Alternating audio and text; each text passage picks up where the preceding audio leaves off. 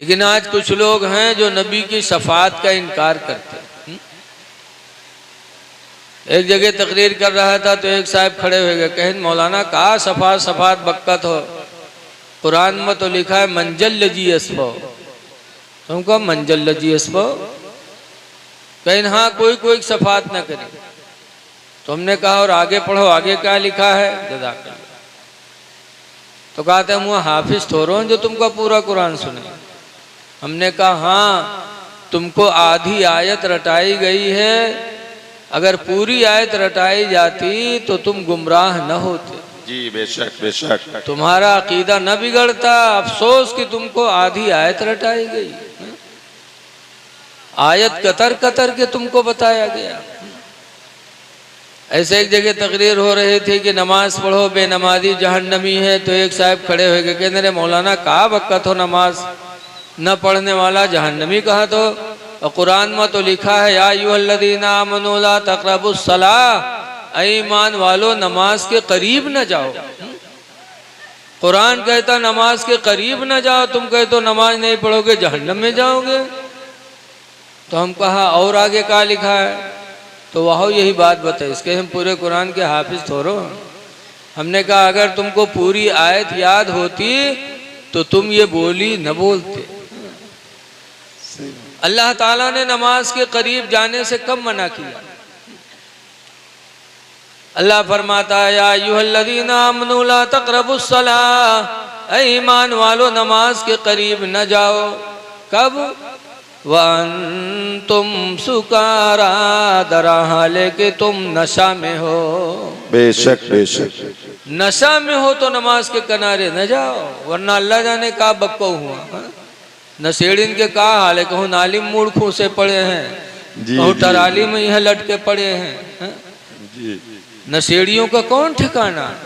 तो अल्लाह ने फरमाया नशा की हालत में हो तो नमाज के किनारे न जाओ। ऐसे अल्लाह ने फरमाया कौन है जो अल्लाह के नजदीक शफाअत करे, कोई नहीं करेगा। लेकिन आगे अल्लाह फरमाता इल्ला बिइज़्नी, मगर खुदा की इजाजत से। अल्लाह जिसको इजाजत देगा वो शफाअत करेगा। आज हालात बड़े गड़बड़ हैं मेरे भाई। आज ईमान के लुटेरे बहुत हैं। अब आज तो ईमान पर डाका मोबाइल के जरिए डाका डाला जा रहा है। जी जी जी जी, आज लोग मोबाइल पे अपने नफ्स की बातें लिखते हैं, अपने मन की बात, और आखिर में लिख देते हैं अल हदीस, अल कुरान। अब उसको देख करके आदमी बहकता है कि अरे कुरान में ऐसा है, हदीस में ऐसा है। ऐ लोगों मोबाइल की बातों पे भरोसा मत करो। जब मोबाइल पे ऐसी कोई बात आए तो अपने मस्जिद के इमाम से मिलो, मदरसे के आलिम से मिलो कि हदीस कुरान मोबाइल में ऐसा आया, क्या है ऐसा। बड़ा फितने का ज़माना आया है। आज रसूलुल्लाह की शफाअत से इनकार करते हैं। आयत कतर कतर के सुनाएंगे। अब आयत कतरेंगे तो ईमान रह जाएगा। दुनिया के सामान कतरे लागो तो सामान गायब हो जी। जैसे बताते हैं नवाब साहब थे, नवाब साहब के ससुराल से दावत आई। सब दावत और होते, ससुराल वाली दावत बड़ी अहम होती। जब ससुराल से दावत है, नवाब साहब के पैजामा रहा है पुरान, तो सोची नहीं ससुराल मामला ला नवा पैजामा सियाई ली। तो गए कपड़ा लेके आए पैजामा के, और दर्जी के पास लेके गए दीहिन। दर्जी बड़ा ईमानदार रहा, जत्ता कपड़ा रहा सबके पैजामा बनाए दी। अब जब नवाब साहब लाए नहाए के पहनी तो वहाँ पंजा वंजा सब गायब। तो कहीं वो दर्जी तो लंबा कही दी। तो लेके गए अपनी बीवी से कहा लगी बीवी तेरे मैके से दावत आई है। पैजामा दर्जी ने लंबा कर दिया, जरा का 4 अंगुल काट के ऊंच कर दो। तो 65 साल के खुर्राइट बुढ़िया, गाल छुहारा मेर, मुँह में दांत नहीं, पेटे मात नहीं, नवाब पर बरस पड़ी। कहते रखो यार पैजामा, शाम हो गई खाना देखी कि तुम्हारा पैजामा देखी। लेकिन अब ससुराल के दावत के मामला रहा है तो नवाब साहब पैजामा उठे पतोइया थी गए। उससे कहें बिटिया पैजामा लंबा होगा, 4 अंगुल काट के का ऊँच कर दो। तो 14 सद्दिक पतोइया वह गुर रह गए ऐसे रे अब्बू रखो हर तन देखा जी बात में। तो पैजामा लेके बिटिया के पास गए, बिटिया वो कहे अब्बा का पागल हो गयो सुबह न हो रखो हर तन। बहनिया से कहें तो बहनियों डांट दी, कह रहे भाईजान का होगा है तुमका रखो काल देखा जी। मजबूर हो के बिचरो नवाब साहब खूंटी पर पैजामा टांग दी। खाना खाए के घर वाले सोए गए, नवाबो साहब सोए गए। थोड़ी देर बाद नवाब साहब के बीवी की आंख खुली तो सोचे हाय हमारा आदमी हमका इतना माना जाना था, एक काम कहीं हम नहीं किया हमारे आदमी का कितना दुख हुआ हुए। बगए और खूंटी से पैजामा उठाए तो 4 अंगुल काट के सी के टांग दिए, सोए गए। थोड़ी देर बाद पतोहिवा जागी तो वह कहे हाय हमारे ससुर अत्ता माना जाना था और तनिक काम कहीं नहीं सुने हमारे ससुर का कितना दुख हुआ हुए। ब उठे गए खूंटे से वह पैजामा उठाईस और 4 अंगुल काट के सी के टांग दिए, सोए गए। कुछ रात बढ़े बिटियावा जागी तो बिटिया कहे हाय हमारा अब्बा इतना माना जाना था, थोड़ा काम कहीं हम नहीं सुने हमारे अब्बा का कितना दुख हुआ हुई। वह बिटिया उठी गई खूंटे से पैजामा उठाईस और 4 अंगुल काट के सी के टांग दिए, सोए गए। खुद सुबह होए से पहले बहनियाँ जागी तो वह कही साहब भाईजान हम कहता माना जाना था, थोड़ा काम कहीं नहीं सुने हमारे भाईजान का कितना तकलीफ हो। वो बहनियाँ उठी गई खूंटे से पैजामा उठाईस और 4 अंगुल काट के सी के टांग दिए, सोए गए। सुबह जब भय तो नवाब साहब की बीवी कहा था अरे जाओ पैजामा सही कह दिया है पहन लो। अब नवाब साहब की खुशी ठिकाना नहीं, जल्दी जल्दी नहाए नो, नहाए के बाद गए खूंटे से पैजामा उठे और जब पैजामा पहने तो पैजामा का हुआ नेकर हो गया जी। तब पैजामा तब नवाब साहब अपन खोपड़ी पीटे लगे, कहीं हाय ला यू का हो गया।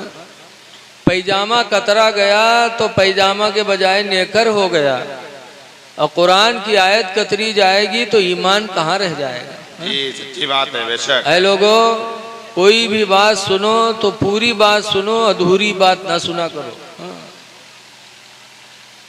नबी शफाअत करेंगे। बहरहाल नबी से मोहब्बत करो, मोहब्बत रसूल ही सबसे बड़ी दौलत है। बेशक बेशक। आज आला हजरत का झंडा हर जगह लहरा रहा है, क्यों? मोहब्बत रसूल की बदौलत। बेशक। आला हजरत जिंदगी भर यही कहते रहे या रसूल अल्लाह तुम्हें जाना तुम्हें माना न रखा गैर से काम। सुभान अल्लाह। तुम्हें जाना तुम्हें माना न रखा गैर से काम।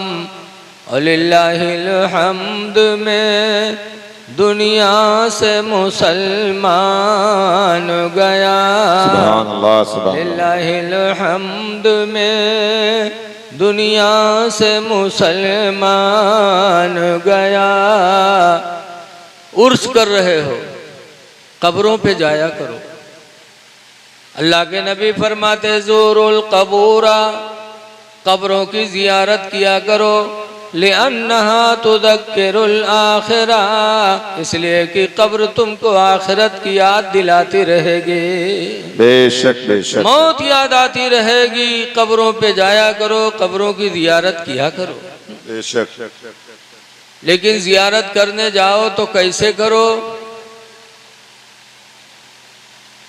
कब्र के पास खड़े होकर के बाअदब और जो अल्लाह तुम्हें तौफीक दे पढ़ो, फिर दुआ मांगो। लेकिन आज हम कब्र पे खड़े हो तो किस तरह खड़े हो? दिल्ली में एक मज़ार है हजरत महबूब इलाही निज़ामुद्दीन औलिया रहमतुल्लाह अलैह। हमारी जमात के बहुत बड़े मुहद्दिस गुजरे हैं हजरत मौलाना अब्दुल मुस्तफ़ा आज़मी साहब, जिन्होंने 25 किताबें लिखी। बहुत बड़े आलिम थे वो। हजरत महबूब इलाही निज़ामुद्दीन औलिया की मज़ार पे गए और हाथ बांधे फातिहा पढ़ रहे थे और वही सामने मरकज़ है उन लोगन के। तो वहाँ में से एक साहब आए और ऐसे हाथ लटकाए और खड़े और मौलाना को घूर घूर देख रहे थे। मौलाना जानेंगे कि हमरे गुस्सा थे, लेकिन जब फातिहा पढ़ बे तब कहीं यार तुम क्यों गुस्सा कर रहे हो हमारे ऊपर। तो कहा गुस्सा कर रहे हैं, शिर्क कर रहे हो, और कहते हो गुस्सा हो रहे हैं। कहा क्या शिर्क किया मैंने। कहा कब्र के सामने हाथ बांधे खड़े हो, जैसे नमाज में हाथ बांधा जाता वैसे बांधे खड़े हो, शिर्क हो गया। नमाज की मुशाबिहत तुमने इख्तियार की, इस तरह तो नमाज पढ़ी जाती है।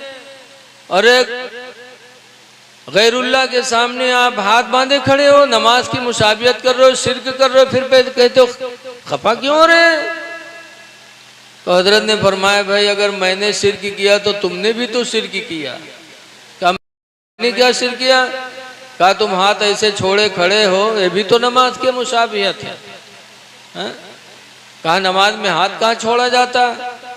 तो हजरत ने फरमाया कौमा में हाथ छूटता है कि नहीं छूटता है।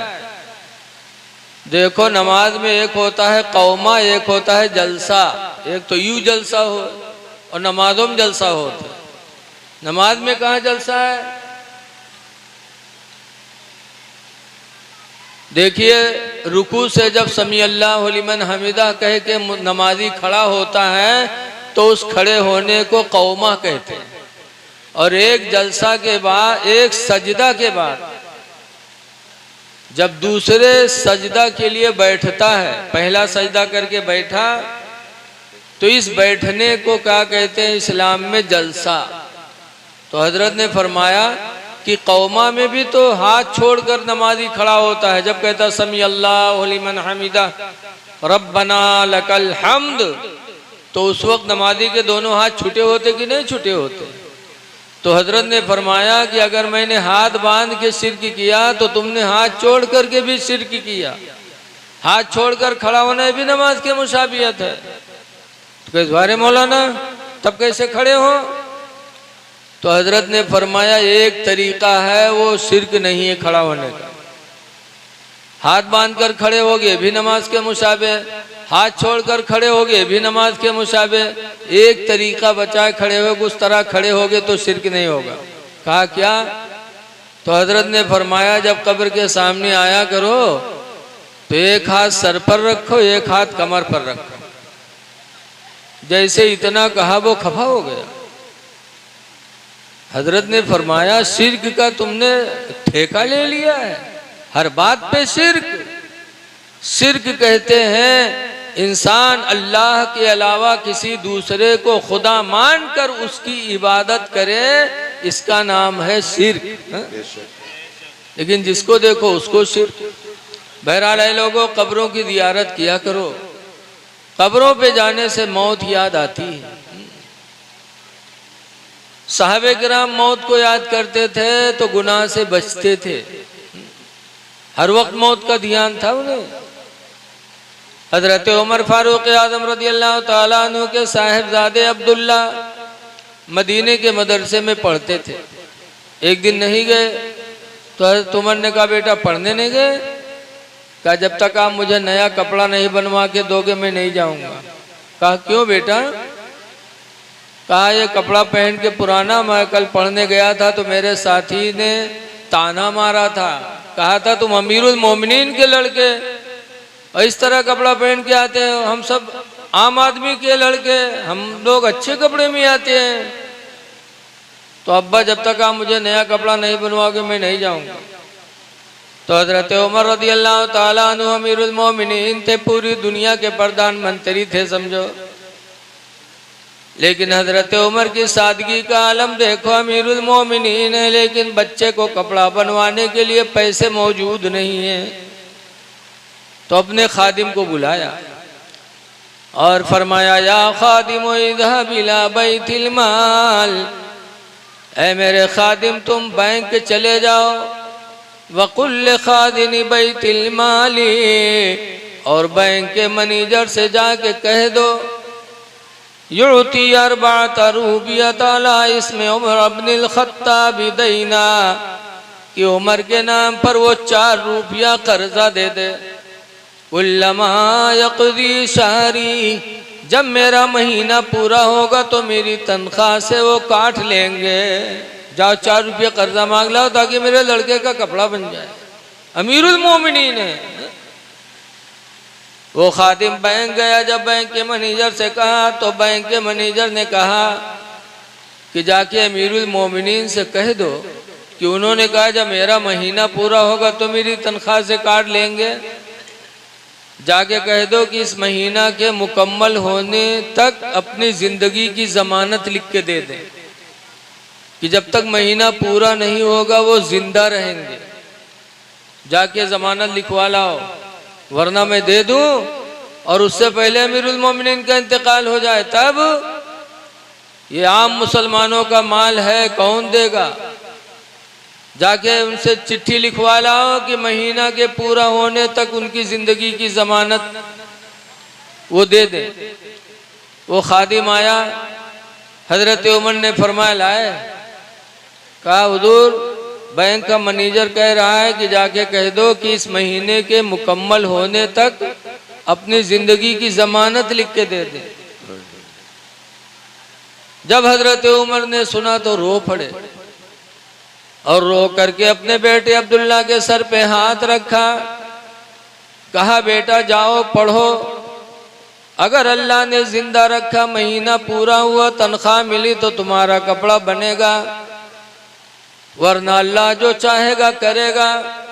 बैंक का मैनेजर मुझसे पूरे महीने की जिंदगी की जमानत मांग रहा है, बेटा पूरा महीना क्या मैं तो अपने जिंदगी की एक लम्हे की भी जमानत नहीं दे सकता, खुदा जाने किस वक्त बुलावा आ जाए।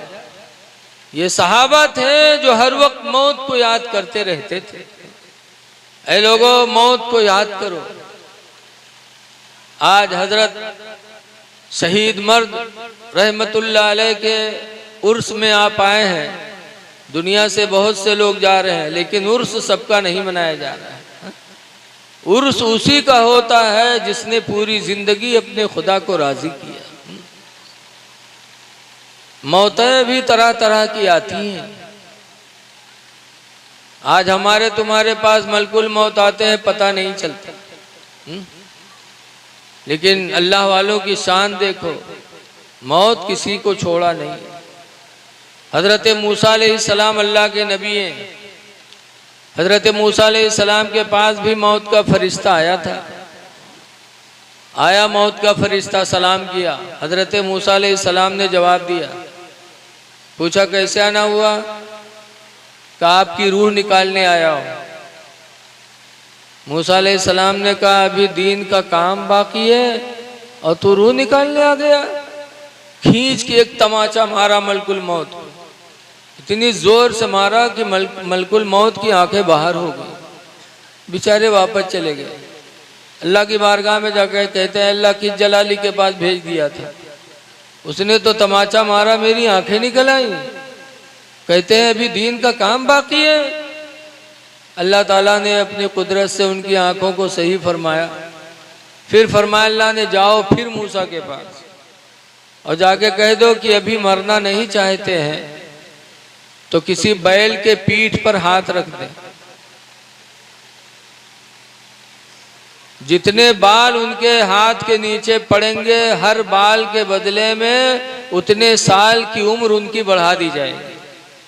जाओ कह दो बैल के पीठ पे हाथ रख दें। बैल तो आप लोग जानते हुए हो, अब वो पहचाने में दिक्कत है, जगह जगह टहरत है। खेती बचावे का आफत है। एक तो वो बैल है सड़वा और एक हमरे तुमरे इंसानों में यह बहुत से बैल टहलत है।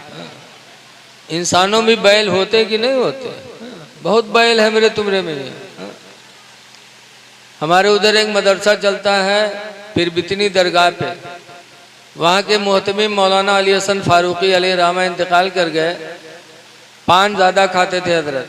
एक दिन बाहर टहल रहे थे, थूकने की ज़रूरत पड़ी तो मदरसे के एक लड़के से कहा बेटा कमरे में उगलदान रखा उठा लो। तो देहात के लिए का उगलदान कहा जाने, यहूँ बहुत से न जानत हुई हैं। अरे उगलदान जिमा थुक्का जाता गोल गोल होते। लड़का से कहने बेटा कमरे में उगलदान रखा उठा लो। देहात के लड़का जाना न रहे, गवाह पूरा कमरा ढूंढ के चला हो। कहे हजरत तुम्हें उगलदान नहीं है?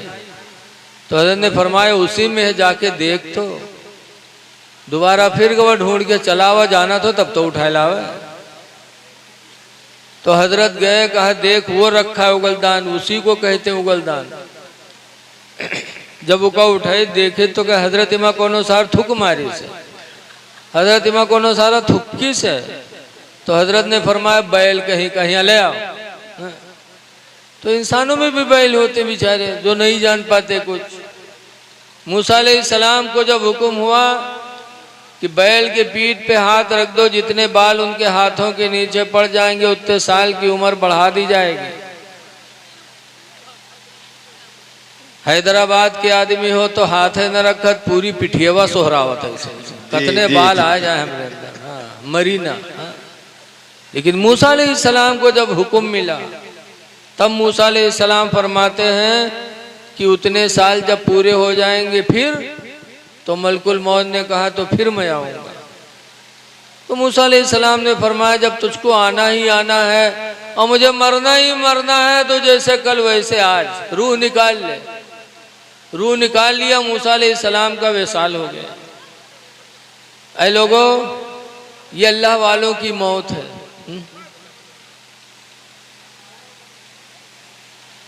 ये अल्लाह वालों की मौत है और हमरे तुमरे में ही है।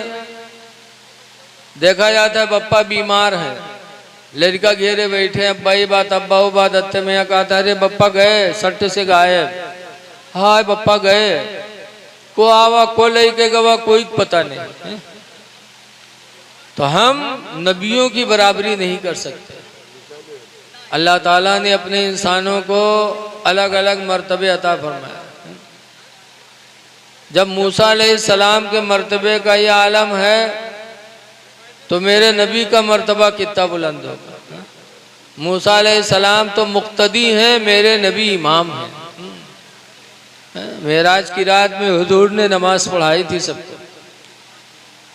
इसीलिए आला हजरत इमाम अहले सुन्नत फरमाते हैं कि अर्श के अक्ल दंग है, चरख में आसमान है। अर्श की अक्ल दंग है, चरख में आसमान है। जाने मुराद अब किधर हाय तेरा मकान। नारे तकबीर, नारे रिसालत, मसलके आला हजरत, जश्न गौसुल वरा, उलमाए अहले सुन्नत, नारे तकबीर, नारे रिसालत। ऐ लोगों, मौत की तैयारी करो और मौत की तैयारी में हमको आपको किन किन चीज़ों को अपनाना है। आज हम सब आशिके आला हजरत हैं, मसलके आला हजरत वाले हैं। बोलो है कि नहीं मसलके आला हजरत वाले? जी बेशक। लेकिन है मसलके आला हजरत वालों, जरा गौर करो, अपने सीने पे हाथ रखे, क्या आला हजरत हमसे है राजी? बरेली शरीफ में गुजरात का एक मुसलमान आया, गुजराती। अब आला हजरत से कहा हुजूर कोई वजीफा बता दीजिए, कारोबार नहीं चल रहा, और उसके चेहरे पे दाढ़ी नहीं थी। तो आला हजरत ने फरमाया कि बेटा दाढ़ी रखाना वाजिब है और वजीफा पढ़ना मुस्तहब है, और जब तक वाजिब नहीं पूरा करोगे मुस्तहब को अल्लाह कबूल नहीं करेगा। पहले दाढ़ी रखाओ फिर वजीफा पूछो। गुजराती मुसलमान को कोई वजीफा आला हजरत ने नहीं बताया। वो इंसान बरेली से फिर गुजरात वापस चला गया। कुछ दिनों के बाद जब उसके चेहरे पे दाढ़ी सज गई तब फिर बरेली आया। आला हजरत ने देखा तो मुस्कुराए। आला हजरत फरमाते हाँ बेटा, अब तूने वाजिब को पूरा कर लिया है, अब तेरा मुस्तहब भी अल्लाह कबूल फरमाएगा। बेशक बेशक। फिर आला हजरत ने वजीफा बताया और वो गुजराती मुसलमान गया, वजीफा पढ़ा, माला माल हो गया। आज हम मसले के आला हजरत वाले और दाढ़ी बनवा रहे हैं। अभी इसी लखीमपुर में हर जगह देखते हैं, अक्सर देखते हैं। एक जगह जलसा हुआ तो एक शायर साहब रहे, कहीं है कोई मसले के आला हजरत वाला जो नारा लगा दे, है कोई दीवाना आला हजरत का? कौनों नहीं खड़ा हुआ, एक ठोर बैलहा खड़ा हुआ।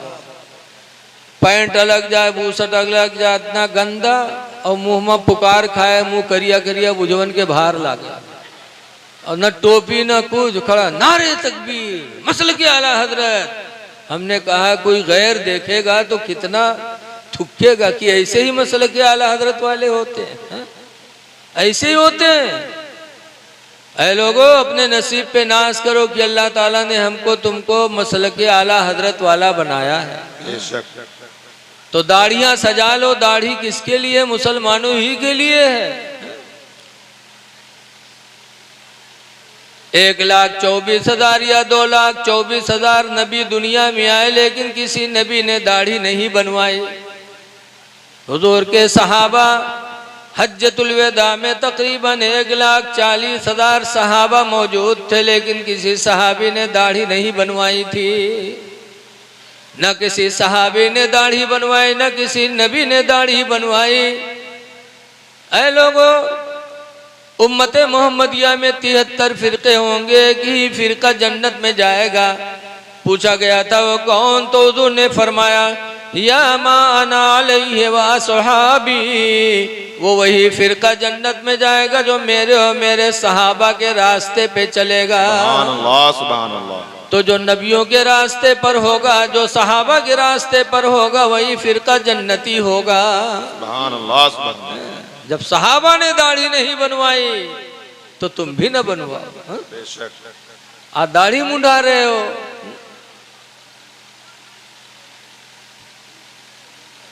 दिल्ली में एक शायर थे बहुत बड़े, जिनका नाम है मिर्जा गालिब। मिर्जा गालिब बहुत बड़े शायर थे, इनका कलाम बहुत मशहूर था। तो अफगानिस्तान में एक शहर है काबुल, काबुल की जबान फारसी की है। वहां से एक मुसलमान के दिल में शौक पैदा हुआ कि दिल्ली जाएं और ऐसे शायर की जियारत करें। तो मिर्जा गालिब की जियारत के लिए काबुल से मुसलमान चल के दिल्ली आया, और वहाँ की ज़बान फारसी की है। जब मिर्जा गालिब का दरवाज़ा तलाश करके बेचारा वहाँ पहुँचा तो देखा कि मिर्जा गालिब शीशा धरे और शुरू किए रहा है इसे। वो काबुली मुसलमान देखा तो तड़प गया, कहा हाय अल्लाह, मैं जिसको देखने के लिए अफगानिस्तान से आया था उसका हाल ये है। तब काबुली मुसलमान ने कहा था, जनाबे आगा मुसलमान हस्ती, जनाब मुसलमान हो तुम, व रेशमी तराशी, और दाढ़ी छील रहे हो, दाढ़ी के बाल छील रहे हो। तो मिर्जा गालिब शायर थे, कहा भले रेशमी तराशम, हाँ हाँ मैं बाल छीलता हूँ, दिले कसेरा नमी तराशम, मैं किसी का दिल नहीं छील रहा हूँ। कहा मैं बाल छीलता हूँ दाढ़ी से, किसी का दिल नहीं छील रहा हूँ। तब अफगानिस्तान के उस मुसलमान ने कहा था, दिले रसूलुल्लाह मी तराशी, तुम रसूलुल्लाह का दिल छील रहे हो। दिले रसूलुल्लाह मी तराशी, तुम रसूलुल्लाह का दिल छील रहे हो। 3 मरतबा ये बोली उस अफगानी मुसलमान के जबान से निकली कि दिले रसूलुल्लाह मी तराशी, तू रसूलुल्लाह का दिल छील रहा है। 3 मरतबा कहने के बाद एक हुचकी आई और अफगानी मुसलमान बेहोश होकर जमीन पे गिर गया। जब बेहोश होकर जमीन पे गिरा, उसे चक्कर आ गया कि मुसलमान हो क्यों दाढ़ी छील रहा है, और कहता मैं किसी का दिल नहीं छील रहा हूं। मिर्जा गालिब ने हवा का झोंका दिया। जब वो अफगानी होश में आया, मिर्जा गालिब रोने लगे और रो रो के कहते हैं, मेरे भाई अफगानी, तू मेरा कोई मेहमान बन के नहीं आया, खुदा की कसम आज तू मेरे लिए कोई हिदायत का फरिश्ता बन के आया है। उसी दिन से मिर्जा गालिब रोए और अपने चेहरे पे उन्होंने दाढ़ी सजा ली। माशाअल्लाह। ऐ लोगों, मरना है तो दाढ़ी रखा के जाओ। चेहरे पे दाढ़ी होगी, कब्र में रोशनी होगी। दाढ़ी कब्र में रोशनी का सहारा है। वो अंधेरी कोठरी जिसमें आप रोशनी कैसे पाएंगे?